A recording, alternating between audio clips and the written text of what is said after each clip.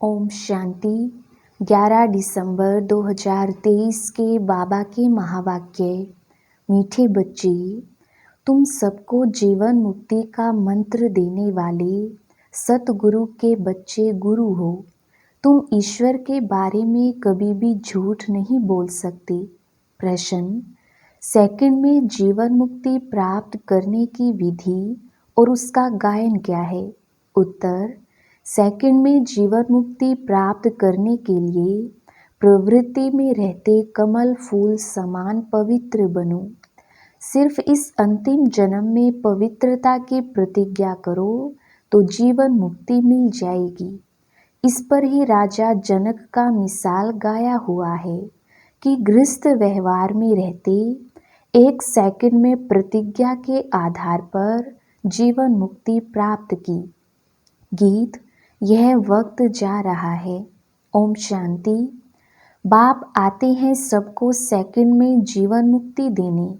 गायन भी है सबका सद्गति दाता, जीवन मुक्ति दाता एक है। 1 सेकंड में जीवन मुक्ति क्यों कहते हैं? जैसे राजा जनक का मिसाल है। उनका नाम जनक था, परंतु भविष्य में वही अनुजनक बनता है। जनक के लिए कहते हैं कि उन्हें 1 सेकंड में जीवन मुक्ति मिली, लेकिन जीवन मुक्ति तो सतयुग त्रेता में कहेंगे। गुरु लोग कान में मंत्र देते हैं, उसे वशीकरण मंत्र भी कहते हैं। वे तो सब मंत्र देते हैं, लेकिन तुम्हें मिलता है महामंत्र, जीवन मुक्ति का मंत्र। यह मंत्र कौन देते हैं? ब्रह्मा कुमार, ब्रह्मा कुमारियाँ। उन्हें यह मंत्र कहाँ से मिला? उस सतगुरु से। सर्वोत्तम तो एक ही बाप है, फिर तुम बच्चे सर्वोत्तम बनते हो। उनमें सर्वोत्तम गुरु होते हैं। तुम भी सतगुरु के बच्चे गुरु हो।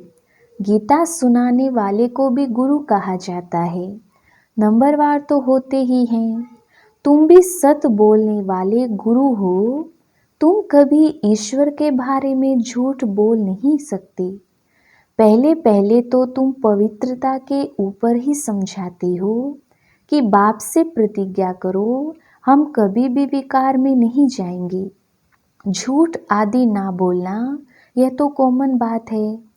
झूठ तो बहुतों से निकलती रहती है, पर यहाँ वह बात नहीं है। यहाँ है पवित्रता की बात। गृहस्थ व्यवहार में रहते इस अंतिम जन्म में हम बाप से प्रतिज्ञा करते हैं कि हम कमल पुष्प समान पवित्र रहेंगे। तो यहाँ पवित्र रहने की बात है। कहेंगे यह तो बहुत ऊंच मंजिल है, यह तो हो नहीं सकता। तुम कहेंगे वाह, क्यों नहीं हो सकता? यह तो गाया हुआ है कमल फूल समान। यह दृष्टांत शास्त्रों में लिखा हुआ है। जरूर बाप ने ही ऐसी शिक्षा दी है भी भगवानुवाच या ब्राह्मणोवाच। भगवान सबको नहीं सुनाते हैं, ब्राह्मण बच्चे ही सुनते हैं। यह बात तुम्हें सबको समझानी है। मूल बात है पवित्रता की। कमल फूल समान पवित्र बनना है। जनक मिसल। वही जनक फिर अनुजनक बना। जैसे राधे अनुराधे बनती है। कोई का नाम नारायण है तो भविष्य में अनु नारायण बनता है। यह एक्यूरेट बात है। तो जो भी आते हैं उनको समझाना पड़े। सुना तो है सेकंड में जीवन मुक्ति। गृहस्थ व्यवहार में रहते ऊंच पद पाया जा सकता है। हम अनुभव से कहते हैं, गपोड़ा नहीं मारते हैं। भगवानुवाच। मुख्य बात समझानी है। भगवान सबका बाप है। जरूर जीवन मुक्ति दाता भी वही है। यह है प्रवृत्ति मार्ग। सन्यासियों का तो है ही निर्वृत्ति मार्ग। वह कभी राजयोग सिखला नहीं सकते। वह तो घर बार छोड़ भागने वाले हैं। वो यह ज्ञान दे नहीं सकते। यह है राजयोग। गृहस्थ व्यवहार में रहते कमल फूल समान पवित्र रहना है। सतयुग में भारत पवित्र प्रवृत्ति मार्ग था। वाइसलेस दुनिया थी। राजाई में स्त्री पुरुष दोनों चाहिए। तो समझाना पड़ता है, हम अनुभवी हैं। गृहस्थ व्यवहार में रहते कमल फूल समान पवित्र रह सकते हैं। हम जानते हैं कि पवित्र बन बाप द्वारा पवित्र दुनिया के मालिक बनते हैं। पवित्र प्रवृत्ति मार्ग था, अब तो अपवित्र प्रवृत्ति मार्ग है। यह दुनिया ही भ्रष्टाचारी है। वह श्रेष्ठाचारी दुनिया थी। रावण भ्रष्टाचारी बनाते हैं, राम श्रेष्ठाचारी बनाते हैं। आधा कल्प रावण राज्य चलता है। भ्रष्टाचारी दुनिया में भक्ति मार्ग है। दान पुण्य आदि करते रहते हैं क्योंकि भ्रष्टाचार है। समझते हैं मनुष्य जितना भक्ति दान पुण्य करेंगे तो फिर भगवान मिलेगा। भगवान की भक्ति करते हैं। कहते हैं कि आकर हमको श्रेष्ठ बनाओ। भारत श्रेष्ठाचारी था, अभी नहीं है। भ्रष्टाचारी ही श्रेष्ठाचारी बनते हैं। भारत की नई रचना की कहानी कोई जानते ही नहीं। चित्रों के द्वारा अच्छी तरह समझाया जा सकता है। ऐसे ऐसे चित्र बनाने पड़ेंगे। हर एक सेंटर पर प्रदर्शनी के चित्र होने चाहिए।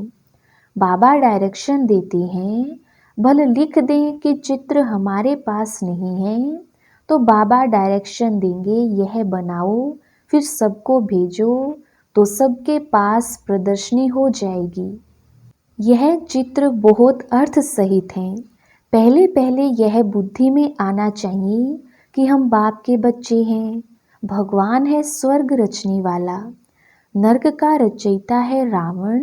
गोले के ऊपर 10 सिर वाले रावण का चित्र बना दो। स्वर्ग के गोले पर चतुर्भुज लिख भी सकते हैं।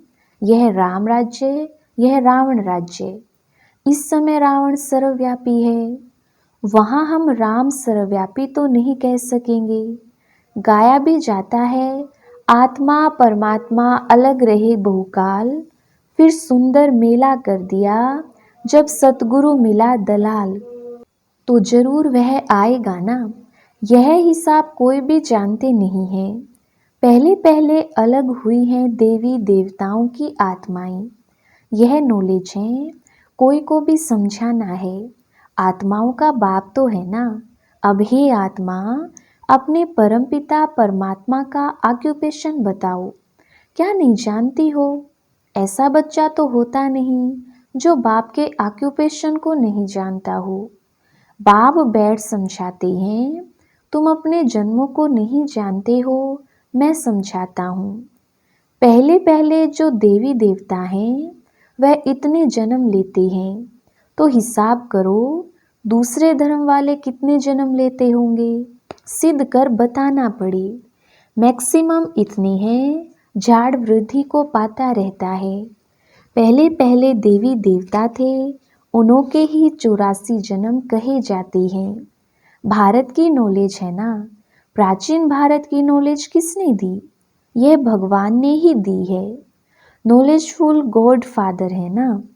ब्रह्मा को भी नॉलेजफुल नहीं कहेंगे, श्री कृष्ण को भी नहीं कहेंगे। श्री कृष्ण की महिमा ही अलग है। ये समझने की बड़ी ही क्लियर नॉलेज है। भगवान तो सबका एक ही निराकार परम पिता परमात्मा है। वह है रचयिता, श्री कृष्ण तो है रचना। ऊंचते ऊंच भगवान तो एक है ना। सर्वव्यापी उनको कह नहीं सकते। भारत में ऊंचते ऊंच प्रेसिडेंट, फिर नंबरवार और हैं। सबका ऑक्यूपेशन बताएंगे, ऐसे तो नहीं सब एक ही हैं।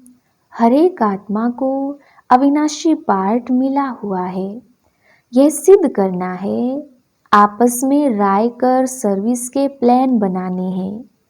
परंतु जिसकी लाइन क्लियर नहीं होगी, कोई विकार होगा व नाम रूप में फंसा होगा, तो यह काम हो नहीं सकेगा। इसमें लाइन बड़ी क्लियर चाहिए। रिजल्ट तो अंत में ही निकलेगी, अभी सभी नंबरवार हैं। मनुष्य कहते हैं यह व्यास भगवान ने शास्त्र बनाए, अब व्यास तो भगवान हो नहीं सकता। वास्तव में धर्म के शास्त्र हैं ही 4।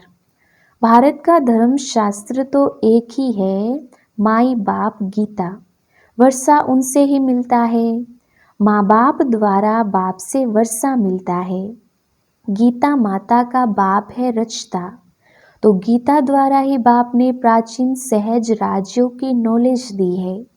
गीता तो भारत खंड का शास्त्र है। फिर इस्लामी का धर्म शास्त्र अपना है, बुद्ध का अपना है, क्रिश्चियन का अपना है। गीता तो है सबका माई बाप, बाकी शास्त्र हैं बाल बच्चे, वह बाद में निकले हैं। बाकी इतने वेद उपनिषद आदि यह सब किस धर्म के हैं, यह मालूम तो होना चाहिए कि यह किसने उच्चारे, उससे कौन सा धर्म निकला। कोई धर्म तो है नहीं, पहले तो सिद्ध करना है कि गीता खंडन की हुई है। बाप के बदले बच्चे का नाम दे दिया है। जीवन चरित्र तो सबका अलग अलग है। बाप कहते हैं सर्व धर्मानि परित्यज्य मामेकम याद करो। परमात्मा आत्माओं को कहते हैं तुम अशरीरी बनो, मेरे को याद करो। अशरीरी बाप ही यह कह सकते हैं, सन्यासी तो कह नहीं सकते। यह गीता के अक्षर हैं। सब धर्म वालों को कहते हैं अशरीरी भव।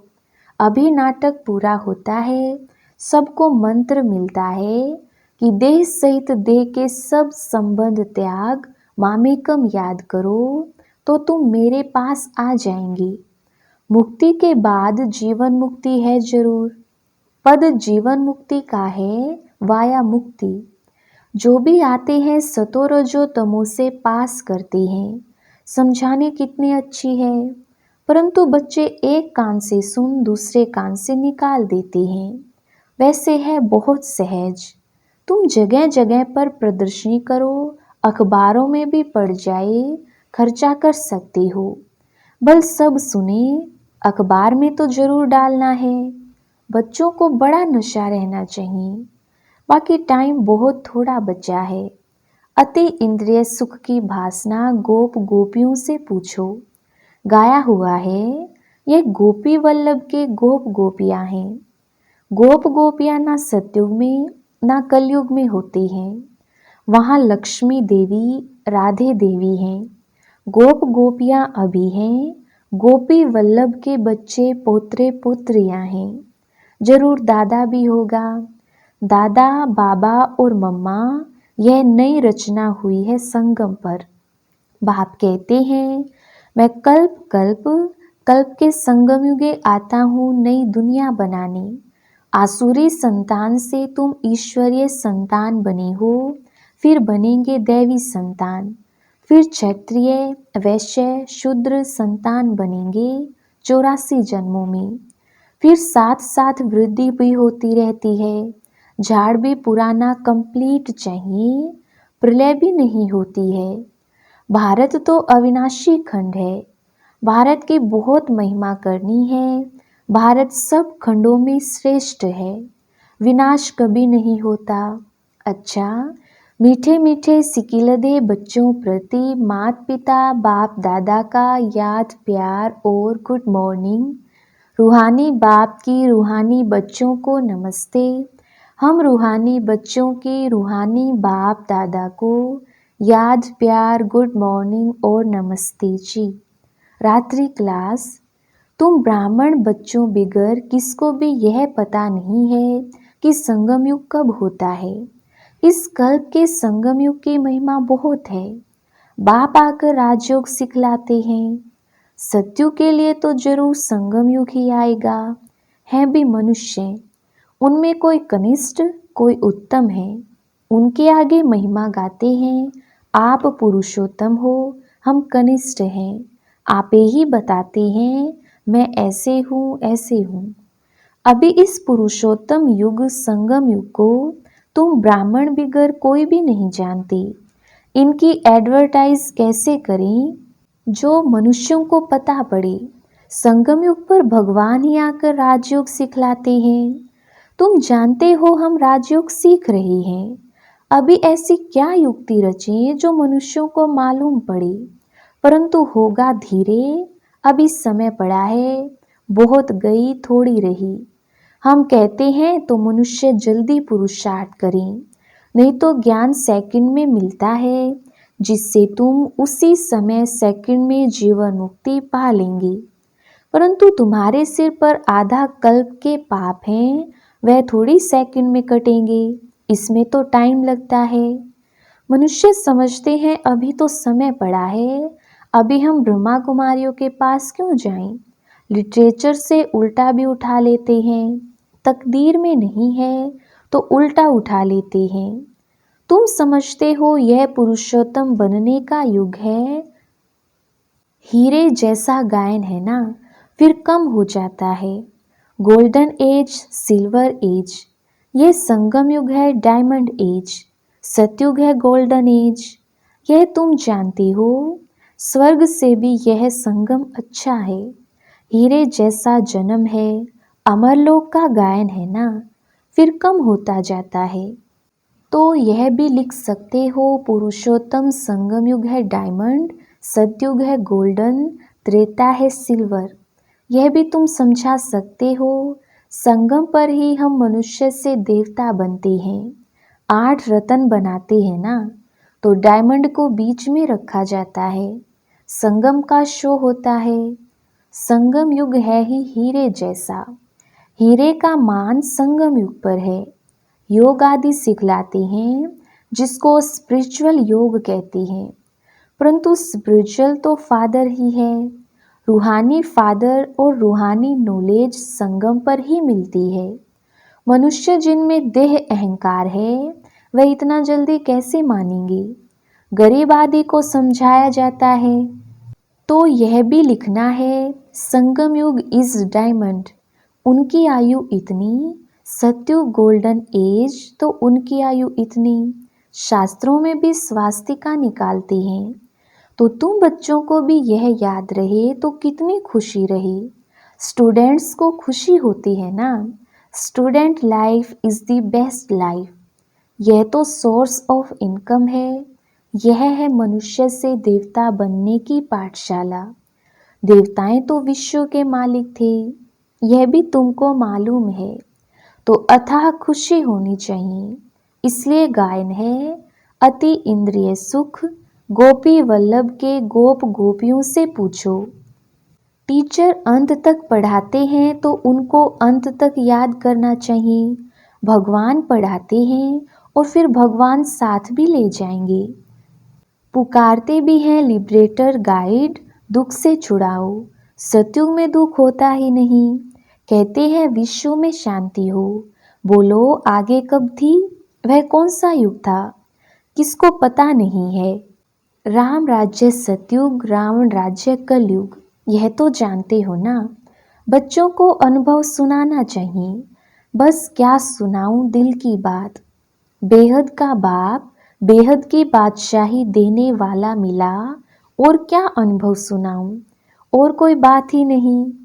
इस जैसी खुशी और कोई होती ही नहीं। कोई को भी किसी से रूठकर वास्तव में घर में नहीं बैठना चाहिए। यह जैसे अपनी तकदीर से रूठना है।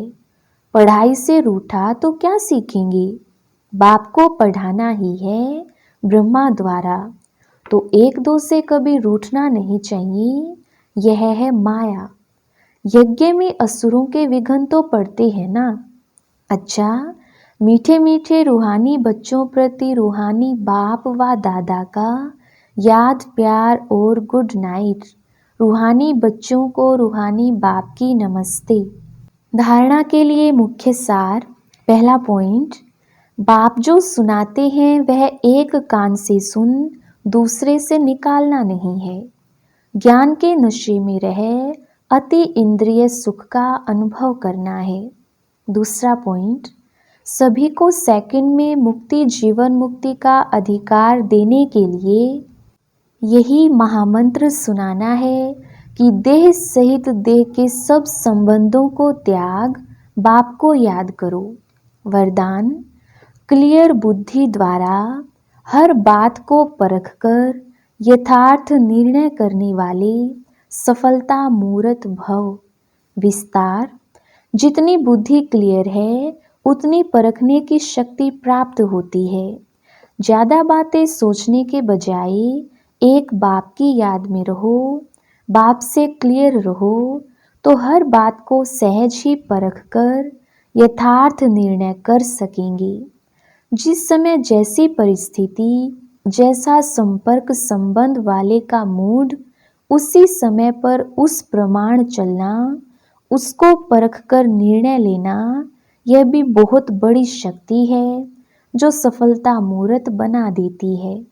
स्लोगन: ज्ञान सूर्य बाप के साथ लक्की सितारे वह हैं जो जग से अंधकार को मिटाने वाले हैं, अंधकार में आने वाले नहीं। अच्छा, ओम शांति।